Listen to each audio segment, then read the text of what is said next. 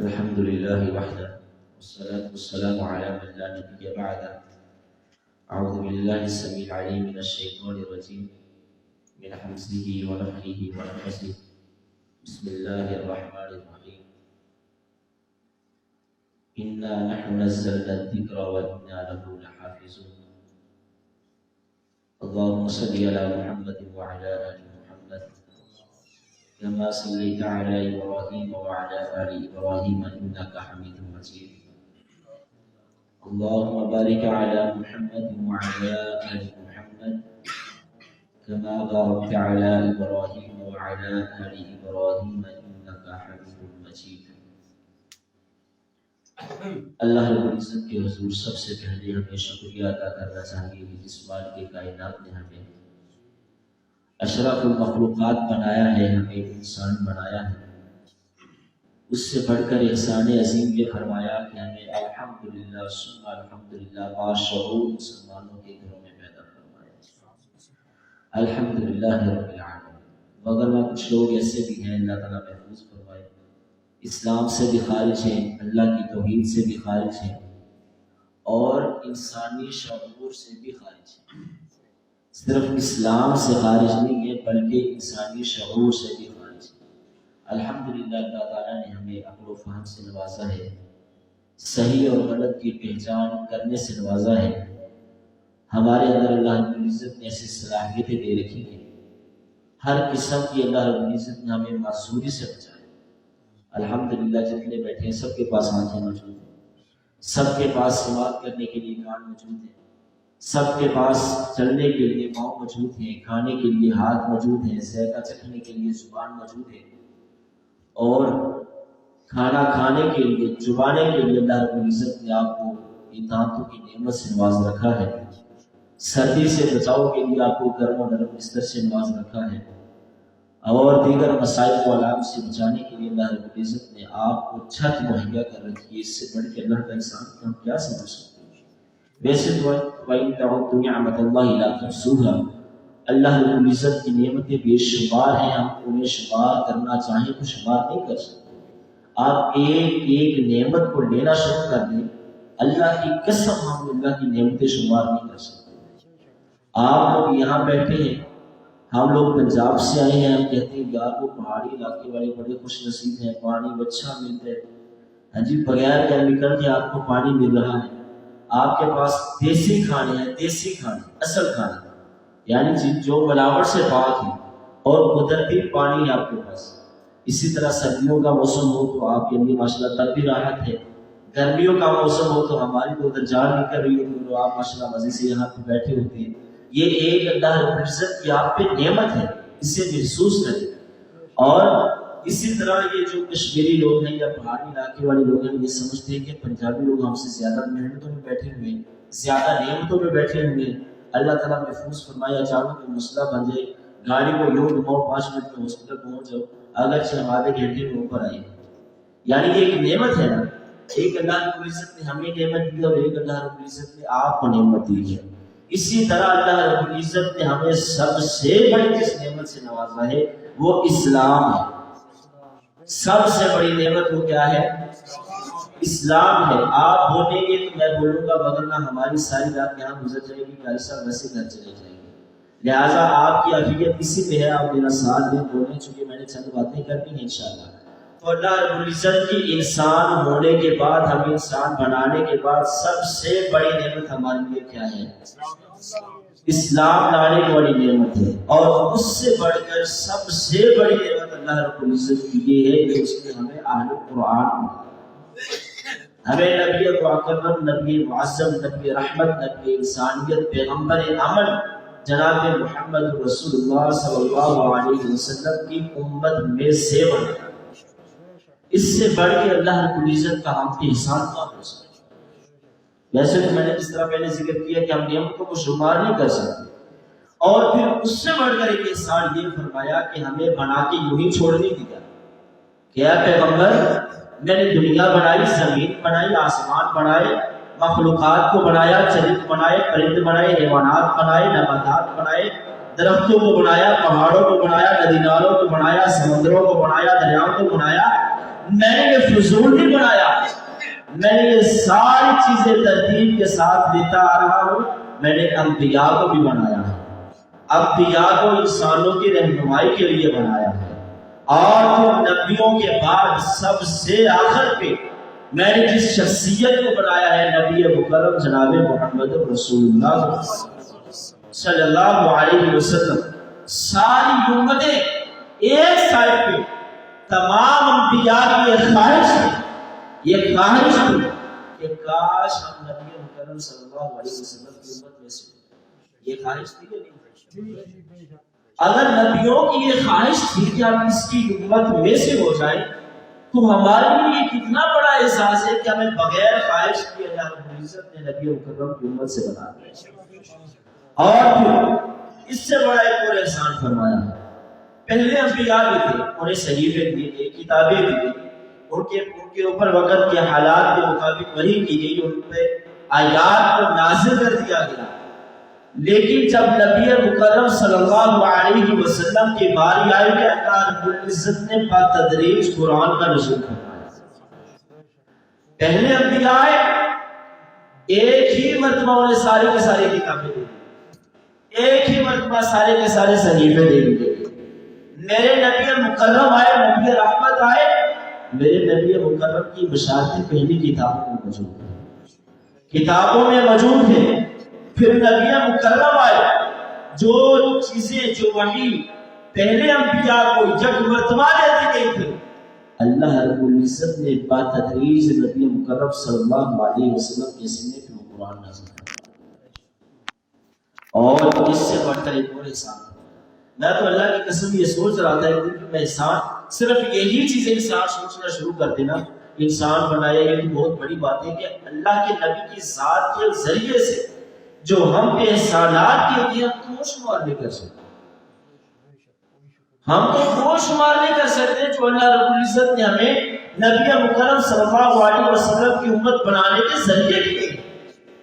قرآن آیا، پہلے نبیوں پہ آیات آئی، صحیفے آئے، کتابیں آئی، کسی کی حفاظت کا زمان، اور آج دنیا میں کوئی ایک صحیفہ کسی ایک پیغمبر پہ نازل کی جانے والی کتاب بھی صحیح سالہ موجود نہیں ہے، واحد اللہ رب العزت کا وہ قرآن ہے جو میرے محبوب پیغمبر کے سینے پہ نازل ہوا ہے، اور اس طرح نازل ہوا من بعد آج الحمدللہ اسی طرح پوری دنیا کائنات میں موجود ہے۔ اور اس سے بڑھ کر جتنی زیادہ کوششیں کاوشیں قرآن کو ختم کرنے کے لیے ہیں، کسی صحیفے کو ختم کرنے کے لیے نہیں،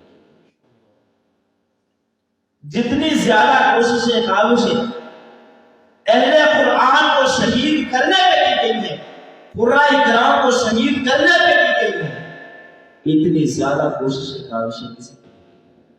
اور الحمدللہ ثم الحمدللہ بڑے فخر سے یہ بات کہنی چاہیے کہ آج دنیا کائنات میں سب سے زیادہ اگر حفاظ موجود ہے تو قرآن کی قاری، قرآن کے حافظ سب سے زیادہ، قرآن کو یاد کرنے والے سب سے زیادہ موجود ہیں، قرآن سے اپنا رشتہ ناتا جوڑنے والے دنیا میں سب سے زیادہ موجود ہیں۔ اور اس سے بڑی بات یہ کہ ہم صرف موجود ہی نہیں ہیں، صرف موجود نہیں ہیں، بلکہ ہمارے وجود سے کفر اس طرح لرزتا ہے، اس طرح کفر لرزتا ہے کہ جس طرح ان کے کانوں میں اللہ اکبر کی صدا پڑتی ہے، وہ بم سے اتنا نہیں ڈرتے جس طرح وہ اہل قرآن سے ڈرتے، قرآن کے قرآن اکرام سے ڈرتے۔ تو یہ اس قرآن کا اللہ رب العزت نے اس کی حفاظت کا خود عنوان کیا۔ اب میں آپ سے ایک سوال کرنے لگا، میں نے کہا تھا کہ آپ بولیں گے تو میں بولوں گا، تو اور آپ کو بلانے کا طریقہ یہ ہے کہ آپ سے کچھ سوالات بھی کر دیے جائیں۔ میں آپ سے سوال کرنے لگا، ہمارے اوپر اتنے انعامات کیے گئے، اتنے احسانات کیے گئے، مجھے آپ کا چہرہ نظر نہیں آ رہا، میں آپ کے چہرے کی دیپ کو ترس رہا ہوں، آپ کا چہرہ نظر نہیں آ رہا، آپ تھوڑا سا ادھر آ جائیں، یہ سامنے کیمرہ لگا ہوا ہے اس میں۔ اچھا جی، میں بات کر رہا تھا کہ اتنے زیادہ جو احسانات کیے ہیں اللہ رب العزت نے ہم کے قرآن کے حوالے سے، نبی کے حوالے سے، اسلام کے حوالے سے، قرآن کی حفاظت کے حوالے سے، اور پھر جو سب سے زیادہ ہم کانفرنسز میں ملاقات کرواتے ہیں، سبھی کرواتے ہیں، سوال یہ ہے کہ جس طرح قرآن کی عظمت بیان کی جاتی ہے، نبی مکرم کی عظمت بیان کی جاتی ہے، صحابہ اکرام رضوان اللہ علیہ مجمعین کی عظمت بیان کی جاتی ہے، اور جس طرح سے بات کرنے والے بڑی خوشطبعی کے ساتھ انہیں داد دیتے ہیں، سبحان اللہ کہتے ہیں، ماشاء اللہ کہتے ہیں، اللہ اکبر کہتے ہیں، صدائیں بلند کرتے ہیں، اور بعض لوگ اپنی جیبوں کو بھی ان کے لیے کھولتے ہیں، میرا آپ سے سوال یہ ہے کہ ذرا بھائی کو اٹھا، میں سونے نہیں دوں گا کسی کو، ذرا مہربانی برداشت کیجیے تھوڑی دیر۔ جس طرح ہم اتنی شد و بد کے ساتھ یہ سارا اہتمام کرتے ہیں، کیا ہم قرآن کو کسی طرح عمل کرتے ہیں؟ قرآن کی 30 پارے ہیں، 114 صورتیں، آیات ہیں، نقطے ہیں، ایک ایک آیات میں، ایک ایک آیت میں کئی احکامات اللہ رب العزت نے ہمارے لیے پیش کیے، اور پھر اسلاف نے ہمارے لیے اس میں کئی کتابیں لکھی، ایک ایک آیت میں کتابیں، سورت کی بات، ایک ایک آیت میں کتابیں اللہ کی قسم ہمارے اسلام نے لکھی، وہ کس لیے لکھی؟ اللہ نے قرآن نازل کیا، اس امت کے لیے اتنا اہتمام کیا، اس امت کو اتنا پروٹوکول دیا، سب سے زیادہ پروٹوکول اس امت کو دیا، تو پھر اس امت سے سوال بنتا ہے نا کہ ہم نے اس قرآن کی کیا قدر کی ہے؟ چھوڑیے 30 پاروں کی بات نہیں کرتا، چھوڑ، قرآن کی سب سے پہلی سورت کون سی ہے؟ سبھی نہیں بولے، لگا کسی کو شک ہے، سورۃ الفاتحہ۔ آپ بولیں گے تو مجھے بھی پتہ چلے گا یار شاید میں صحیح، اس کا مطلب یہ ہے کہ سورۃ الفاتحہ میں نے بھی صحیح سوچ رکھی تھی کہ قرآن کی پہلی سورت سورۃ الفاتحہ ہے۔ سورۃ الفاتحہ میں کتنے احکامات نازل ہوئے ہیں کسی احباب کو علم ہے؟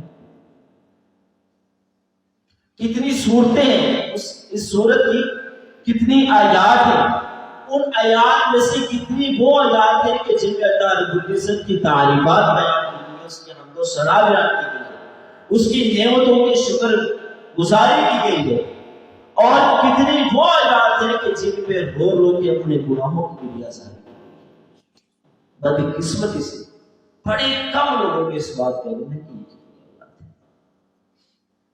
وغیرہ نہیں پڑتا۔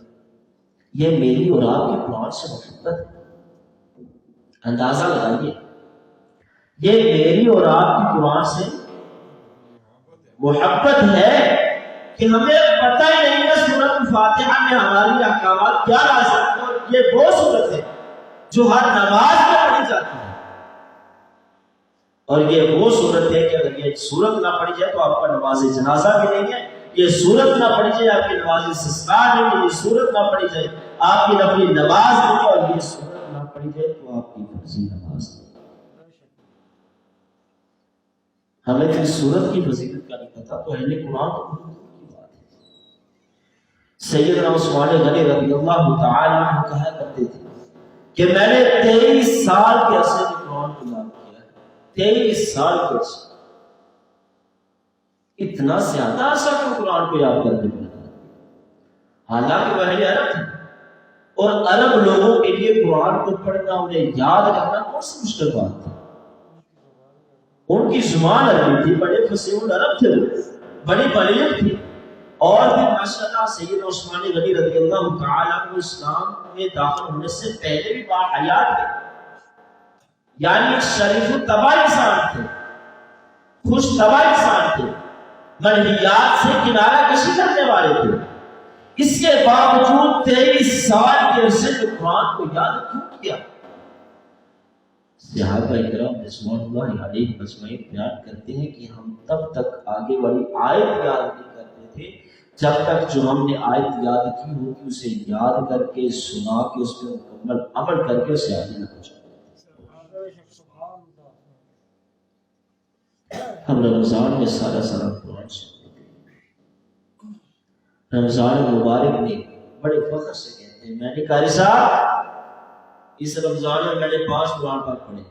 کہتے ہیں نا پڑھنا بھی چاہیے. قاری صاحب میں نے سارے رمضان میں ایک تراویح بھی نہیں چھوڑی, پورا قرآن پڑھے ہوتے سنا. بلا شبہ بڑی سارے,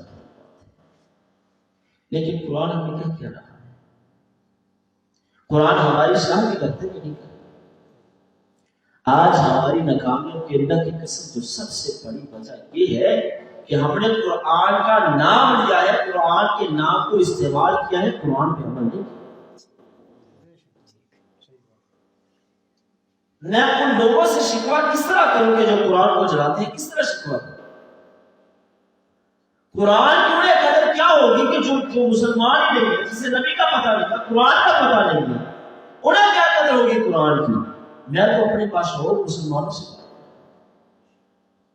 کہ قرآن ہم سنتے ہیں, پڑھتے ہیں, اور ہمیں پتہ چل جائے گا کہ بعض اللہ تعالیٰ محفوظ فرمائے کسی علاقے میں قرآن کی بے حرمتی ہو رہی ہے. پچھلے دنوں ہمارے علاقے جڑا والا میں جو قرآن پاک کا مسئلہ پڑا, کتنا لوگوں نے شوشہ اٹھایا یہ وہ, تو پھر وہاں پہ سوال میں کرتا ہوں, یا آپ نے شوشہ اٹھایا, اٹھانا چاہیے, آپ مسلمان ہیں, قرآن کی حرمت کے لیے جان دینی چاہیے, تن وار دینا چاہیے, کیا قرآن کو بھی سمجھنا چاہیے کہ سمجھنا چاہیے؟ یہ میرا سوال ٹھیک ہے یا نہیں؟ اور اس کا جواب آپ بخوبی جانتے ہیں کہ اس کا جواب کیا ہو سکتا ہے. مجھے جب کوئی کہتا ہے نا کہ قاری صاحب میں نے اس رمضان میں اتنے پارے پڑھ لیے, میں نے اس رمضان میں اتنے قرآن پاک پڑھے ہیں, اللہ کی قسم میں اندر سے کانپ جاتا ہوں. مجھے ڈر لگتا ہے کہ یار تو نے 3 قرآن پڑھ لیے, اگر کل کو تیرا مالک تجھ سے پوچھ لے تجھے میں نے اتنا شعور دے دیا کہ تو قرآن کو پڑھ سکتا ہے, قرات سے پڑھ سکتا ہے, حرف پہ حرف پڑھ سکتا ہے, تجھے میں نے آنکھیں دی, اتنا شعور دے دیا کہ تو قرآن کو پڑھ سکتا ہے, اور وہ قرآن جو تیری زبان بھی نہیں ہے. تیری زبان تو اردو ہے, تیری زبان پنجابی ہے, تیری زبان سرائکی ہے, تیری زبان کشمیری ہے, تیری زبان بلوچی ہے, تیری زبان ہندی ہے, تیری زبان انگلش ہے, یعنی وہ زبان بھی تیری نہیں ہے کہ جس زبان میں تم نے قرآن پاک کو پورا پڑھ لیا. اور قرآن کو سمجھنے کے لیے میں نے تیری زبان کے اندر تراجم کروا دی تھی. قرآن کے اردو میں ترجمے موجود ہے یا نہیں؟ انگلش میں ترجمے موجود ہے یا نہیں؟ سندھی میں ترجمے موجود ہیں یا نہیں ہے؟ اگر اللہ نے ہم سے یہ سوال کر دیا تو اس کا کیا جواب؟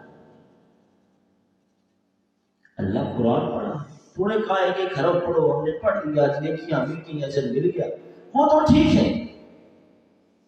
آج میں یہاں پہ قرآن بھی پڑھتا ہوں, نماز بھی پڑھتا ہوں, دعائیں بھی کرتا ہوں, سجدے بھی کرتا ہوں, نیاز بھی دیتا ہوں, قاری صاحب کی خدمت بھی کرتا ہوں, قرآن کے طالب علموں کے لیے کھانے کا اہتمام بھی کرتا ہوں, ان کا جملہ کو میں دیکھتا ہوں. لیکن افسوس کہ آج تک میں دین سے پھر بھی دور ہوں, اس لیے کہ میں نے قرآن کو کبھی سمجھنے کی کوشش کبھی نہیں کوشش کی یار میں نے کبھی قرآن کا ترجمہ پڑھا. چھوڑو یار سارے قرآن کا ترجمہ جو سورۃ فاتحہ کا روزانہ پڑھتا ہوں, ہر رکعت میں پڑھتا ہوں, ہر رکعت میں سورۃ الفاتحہ پڑھتا ہوں, میں کبھی سورۃ الفاتحہ کو سمجھنے کی کوشش تو کرتا ہوں. جب میں سورۃ الفاتحہ سمجھنے کی کوشش کروں گا, اللہ تعالیٰ میرے لیے رستے اس کو کھولتے چلے جائیں گے. میں جڑا والا سے نہ آتا, لاہور میں نہ پہنچتا, لاہور سے پھر آگے ہم کشمیر نہ آتے, کشمیر میں سے پھر آگے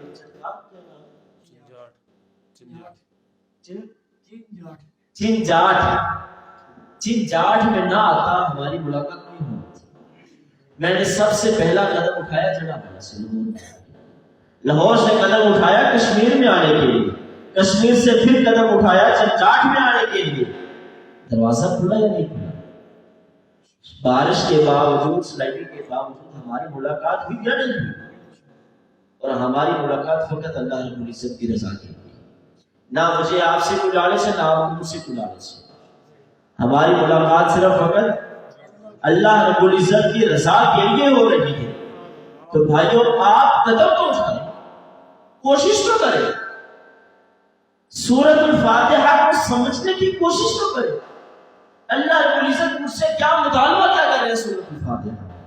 یہی وجہ ہے کہ میں نماز میں تو کہتا ہوں ایاک نعبد و ایاک نستعین، اللہ میں تجھ ہی سے تیری ہی عبادت کرتا ہوں، تجھ ہی سے مدد مانگتا ہوں.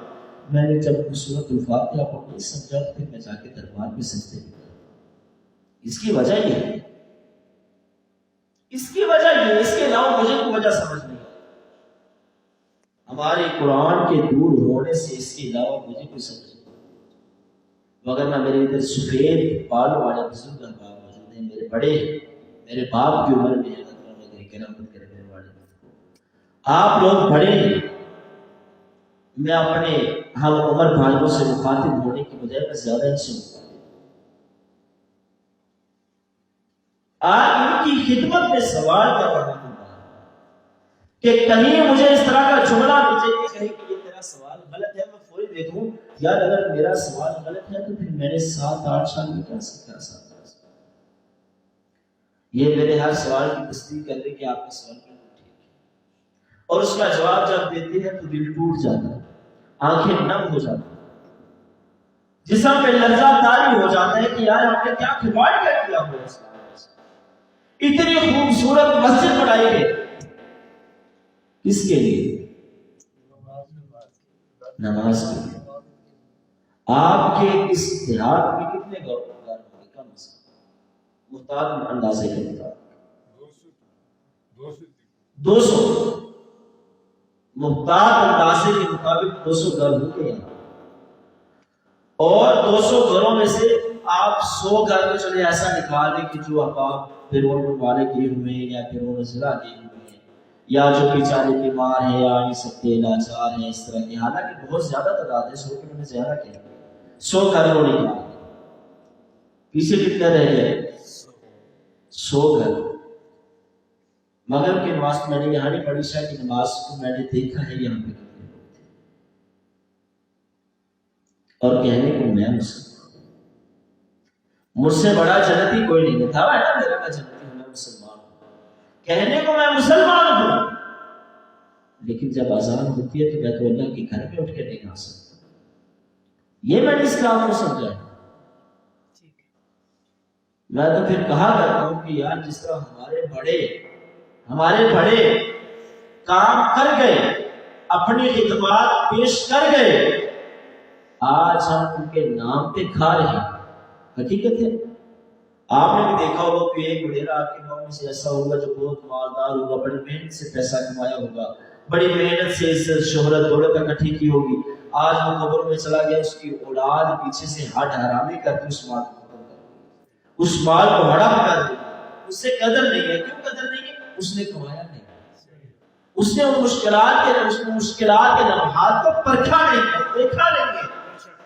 اسی طرح اسلام ہم تک جو پہنچا ہے، جن لوگوں نے قربانیاں دی ہیں، اپنے گلوں کو کٹوایا ہے، اپنے بچوں کو ذبح کروایا ہے، اپنے آپ کو موت کے حوالے کر دیا ہے، لیکن اسلام کو پہنچایا. اسلام میں رد و بدل نہیں ہونے دی. جتنی قدر انہیں تھی اتنی ہمیں.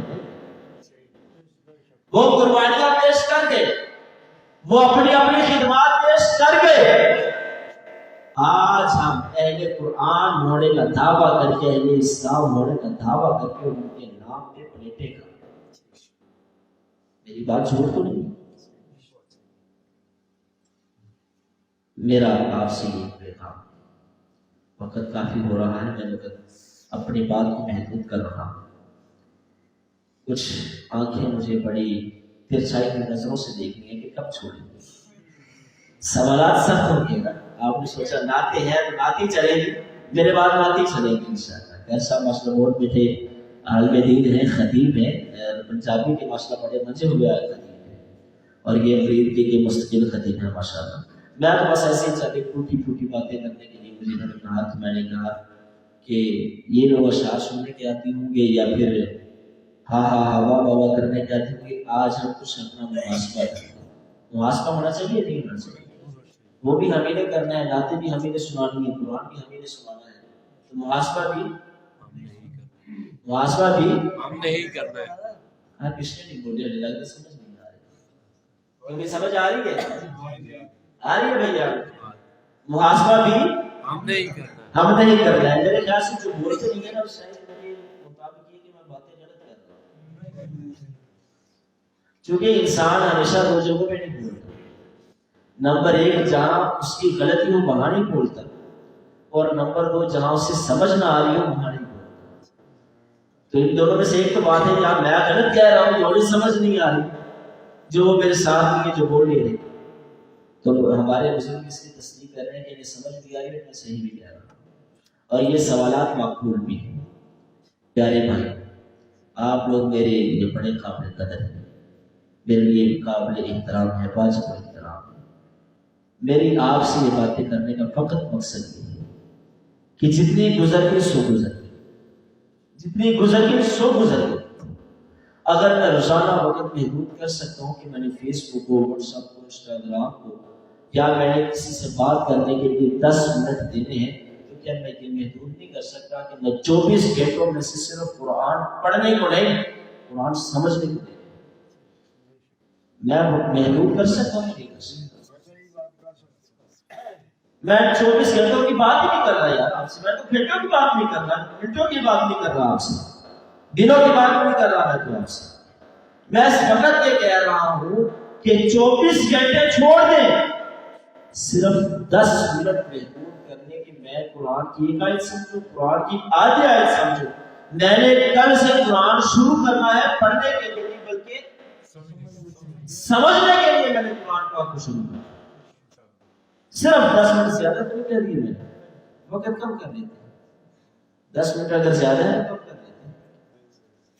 مجھے بھی سمجھنے کی ضرورت ہے، آپ کو بھی سمجھنے کی ضرورت ہے.